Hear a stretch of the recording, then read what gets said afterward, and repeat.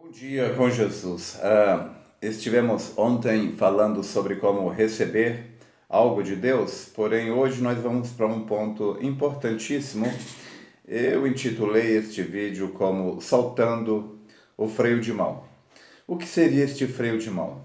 Muitas vezes nós temos fé, sabemos que a Bíblia é verdade, porém nós não conseguimos receber algo de Deus por causa de algumas questões mal resolvidas, não é? De erros cometidos no passado. Nós não temos aquela fé reveladora no sangue que nos limpa e purifica de todo pecado. Romanos 8:1 que diz que nenhuma condenação há para os que estão em Cristo Jesus, né? Isaías capítulo 1, verso 18 diz que nossos pecados, mesmo que eles sejam vermelhos como o carmesim, se tornarão brancos como a lã. Então, neste vídeo, nós vamos tratar sobre este assunto para soltar o freio de mão e nossa fé atuar livremente em Deus, para que a gente possa, assim, usufruir dos benefícios da graça, do perdão e da misericórdia. Tá bom? Tenha um bom vídeo, faça bom proveito, ouça com toda a atenção, examine depois as escrituras, leia a Bíblia, né? Examine tudo com a Bíblia, com a palavra de Deus, creia no que a palavra diz. Deus te abençoe.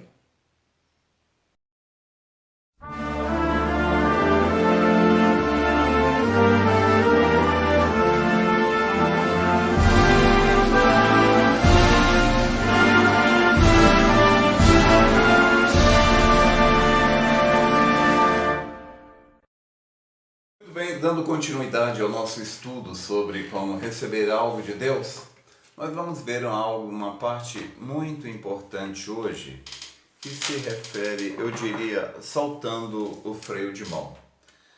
Porque o que muitas vezes nós fazemos ao tentar receber algo de Deus é como uma pessoa que quer sair com o carro tendo o freio de mão puxado. O que seria isso? Às vezes nós estamos tentando receber algo de Deus, pedir algo de Deus, e você sabe que a única maneira de receber algo de Deus é pela fé.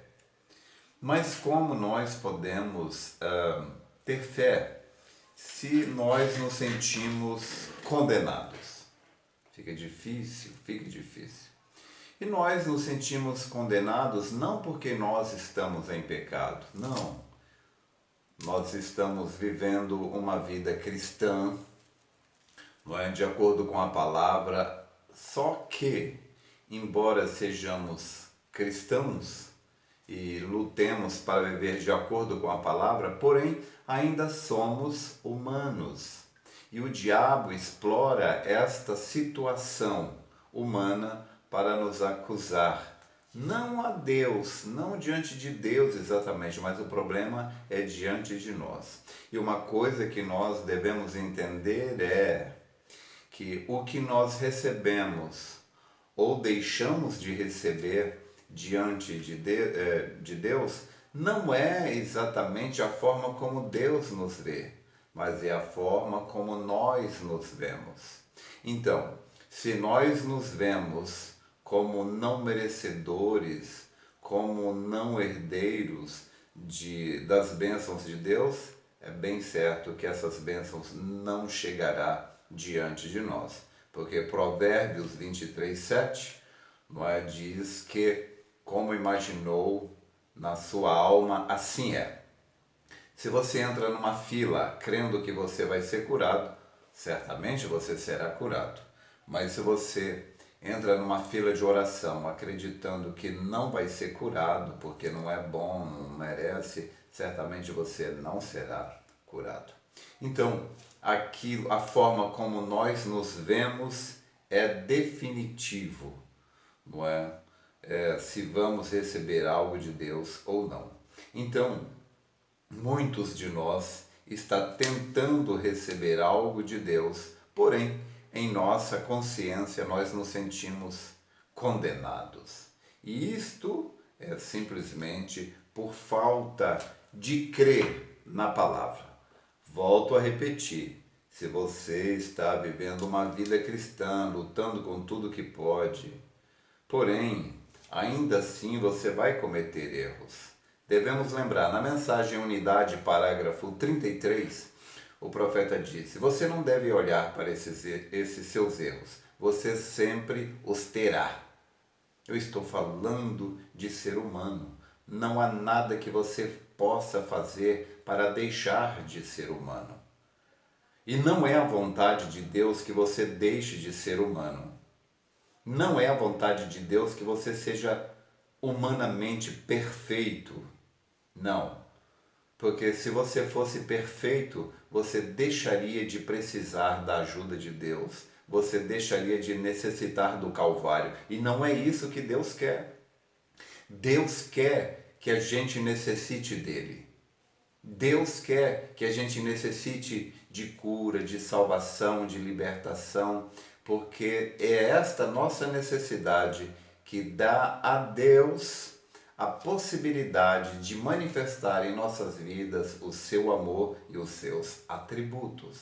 Então, está tudo certo, não tem nada errado, nós temos que ser falhos.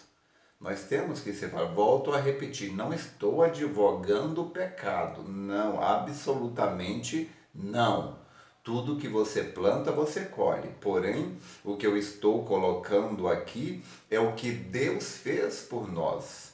E nós devemos reconhecer isto, saber que o sangue de Jesus Cristo, a palavra diz, porque se andarmos na luz, como Ele na luz está, então se você está em trevas, saia das trevas e venha para a luz.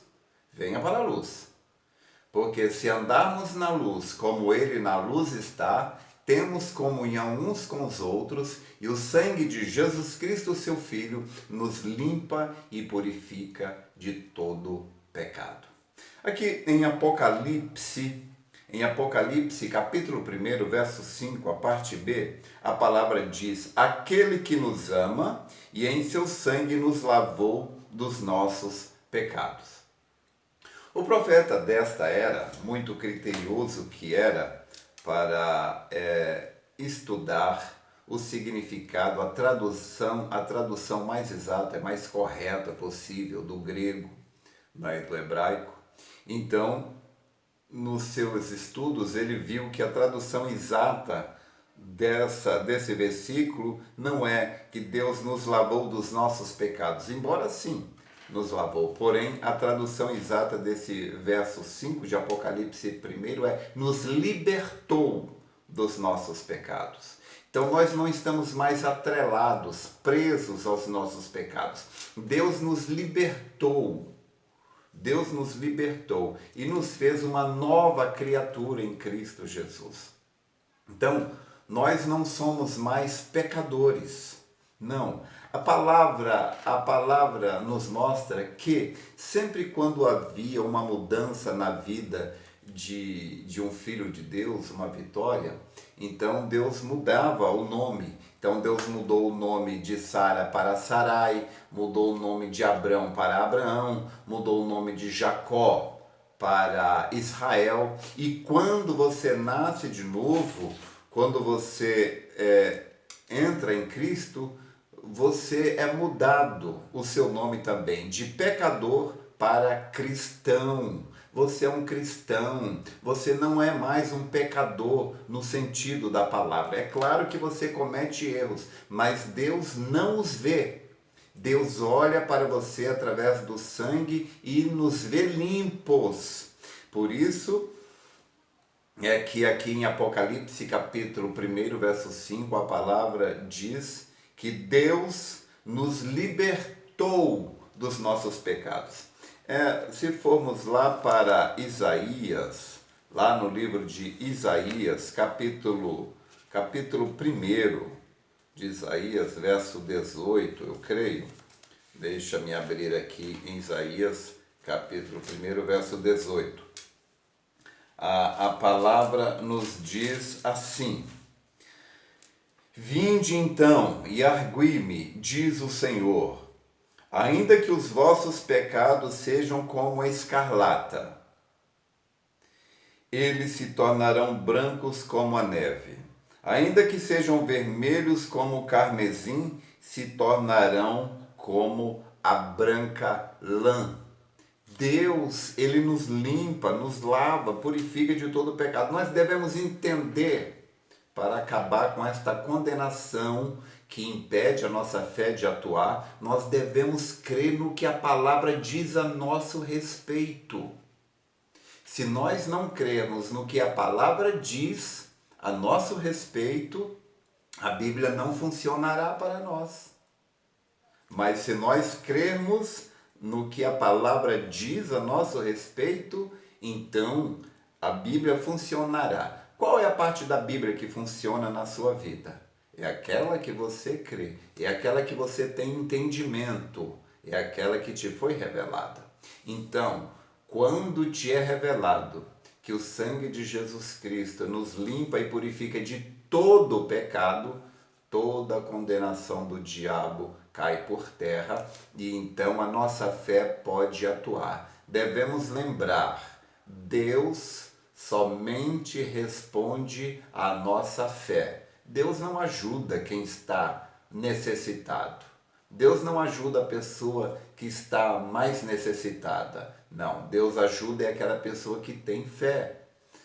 Agora, nesse exato momento, ao redor do mundo tem pessoas morrendo, precisando de Deus. Elas vão morrer, muitos vão morrer e vão para o inferno. Quem está precisando mais? É aquela pessoa.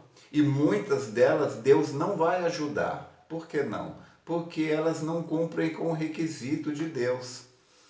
Elas não têm fé. Se eu tiver necessidade, você tiver necessidade, mas se nós não tivermos fé, não crermos, nós não obteremos a ajuda de Deus. Então devemos entender isso. Deus ajuda não é exatamente, necessariamente quem precisa, quem mais precisa. Deus ajuda quem crê nele. Deus somente responde por fé. Então, aqui no livro de Isaías, capítulo 43, verso 25, Deus diz: Eu mesmo sou o que apaga as tuas transgressões por amor de mim, e dos teus pecados não me lembro. Você crê na palavra de Deus? Se você crê na palavra de Deus, a palavra está mostrando que Deus nem se lembra que alguma vez você pecou. Ainda em Isaías 44, verso 22, Deus diz: Desfaço as tuas transgressões como a névoa, e os teus pecados como a nuvem. Deus desfaz os nossos pecados como a névoa, como a nuvem. E ele diz: torna-te para mim, porque eu te remi. Nós somos remidos, nós somos justificados. O profeta diz que a palavra justificado é mais do que perdoado. Quando uma pessoa é perdoada, se eu perdoar alguém, eu perdoo aquela pessoa, mas eu não consigo esquecer o que ela fez. O profeta diz que justificado é diferente. Justificado é que Deus nem lembra que alguma vez você pecou. Em Hebreus capítulo 10, vamos ler aqui em Hebreus capítulo 10, verso 16, Deus diz: Este é o concerto que farei com eles depois daqueles dias, diz o Senhor. Porei as minhas leis em seu coração e as escreverei em seus entendimentos. É o que Deus está fazendo agora. Enquanto estudamos a sua palavra, Deus está escrevendo essa palavra em nossos corações e em nosso entendimento.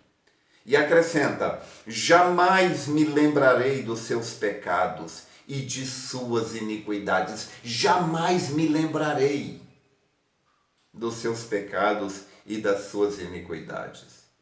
Amigo, meu irmão, minha irmã, só existe uma pessoa interessada em lembrar do seu pecado. Esse é o diabo, não Deus. Em Romanos capítulo 4, nós temos algo muito interessante para a gente finalizar. ao nosso estudo sobre soltar o freio de mão, para que a nossa fé possa seguir em frente e nos dar aquelas bênçãos de que necessitamos. Hebreus capítulo 4 é um estudo tremendo, rico, maravilhoso, que liberta a nossa fé, nos traz a revelação do sangue. Lembre-se, é a revelação de Deus que nos dá autoridade sobre o diabo. O profeta nos ensina isso nas eras. Romanos capítulo 4. Que diremos, pois, ter alcançado Abraão, nosso pai, segundo a carne? Ele não alcançou nada segundo a carne. Porque se Abraão foi justificado pelas obras, se ele tivesse sido justificado pelas obras, ele teria do que se vangloriar, não é? Mas ele não tem nada do que se vangloriar diante de Deus. Pois, que diz a Escritura, creu Abraão em Deus, e isso é que lhe foi imputado como justiça. Ele não era justo, mas por ele ter crido em Deus, então isso lhe foi imputado como justiça. Porque a pessoa que não é justa, mas crê naquele que justifica o ímpio, a sua fé lhe é imputada como justiça, e então aos olhos de Deus ele se torna justo. Eu não sou perfeito, mas por eu crer no sangue daquele que me aperfeiçoa, então aos olhos de Deus eu me torno justo. Vamos continuar lendo. Ora, aquele que faz qualquer obra, não lhe é imputado galardão segundo a graça, mas segundo a obra, segundo a dívida. Mas aquele que não pratica, então o que Paulo está dizendo aqui? Se alguém for perfeito, então não lhe é imputado galardão segundo a graça, mas segundo a sua própria perfeição. Agora, verso 5. Mas aquele que não pratica, ou seja, aquele que não é perfeito, porém crê naquele que justifica o ímpio, então a sua fé lhe é imputada como justiça. Eu não sou perfeito, mas se eu creio naquele que aperfeiçoa o ímpio, justifica o ímpio, então a minha fé me é imputada como justiça. Olha que maravilhoso. Assim também Davi declara, bem-aventurado o homem a quem Deus imputa a justiça sem as obras. Bem-aventurado é o homem a quem Deus imputa justiça, perfeição, santidade, sem ele ser. Existe este homem? Claro, você está olhando para um, não é? E eu estou falando para outro. Nós somos essas pessoas a quem Deus imputa a justiça sem as obras, a quem Deus imputa a perfeição sem a gente ser. Deus nos julga perfeitos sem a gente ser. Por quê? Porque aquele que é perfeito tomou a minha injustiça e em troca eu carrego a justiça dele. Olha, você aceitar uma coisa, você aceitar que Jesus carregou o seu pecado, então você aceita que você carrega a perfeição e santidade de Jesus. Negar uma coisa é negar a outra. Aceitar uma coisa é aceitar a outra.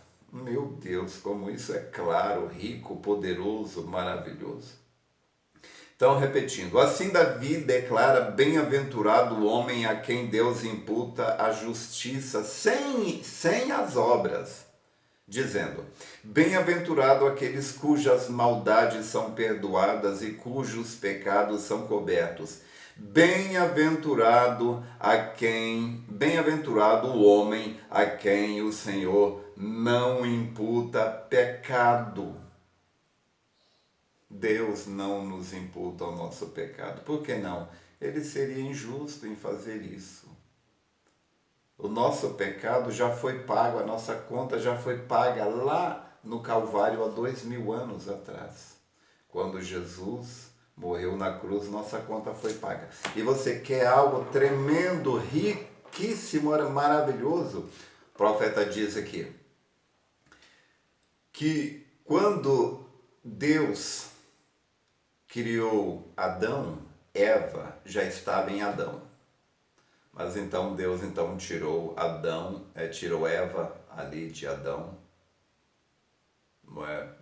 Da sua costela, formou um outro corpo, não é? Chamado Eva. Mas Deus não formou um outro espírito e colocou em Eva. Disse não. Deus tirou parte do espírito de Adão e colocou em Eva. Só que, quando foi que Deus fez isto? Veja, quando Adão existia, Eva estava em Adão.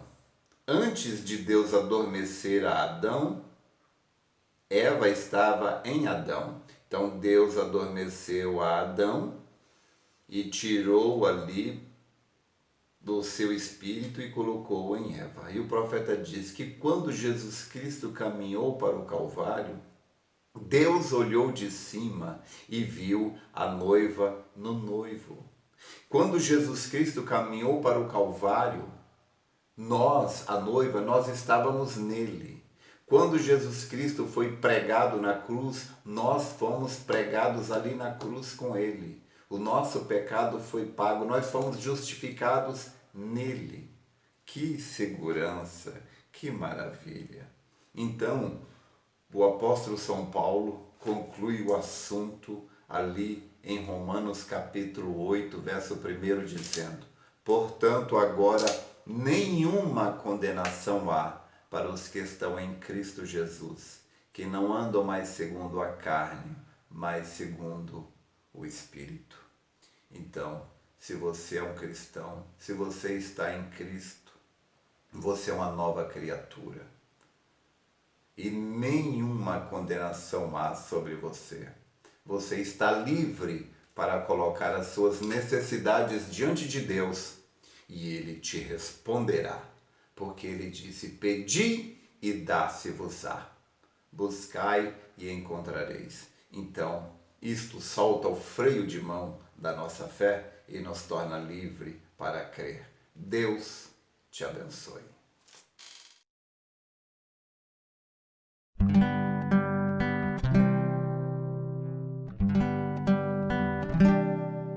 Nas madrugadas frias, as lágrimas quentes, a tristeza invadia minha alma. A voz não saía, nem mesmo para falar com Deus. Com coração magoado, não sabia onde ir. A solidão se aproximou de mim. Pensei que seria meu fim, mas em meio a tanta dor e sofrimentos, Jesus me olhou e me disse assim: desperta desse pesadelo, volte a sorrir, eu sou Jesus, esta luta por ti já venci. Verti meu sangue no Calvário, tua dor levei sobre mim, ressuscitei, vitória conquistei por ti.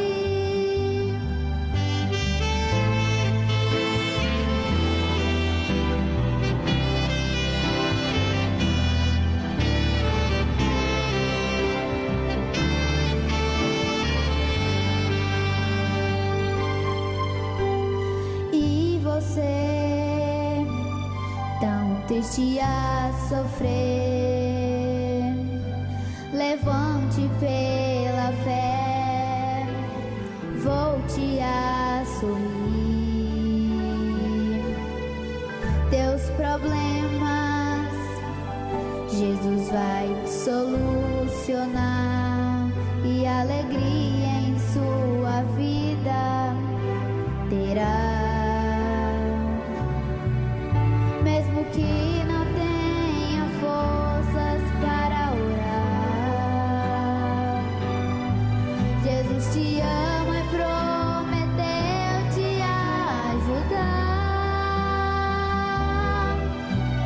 A depressão te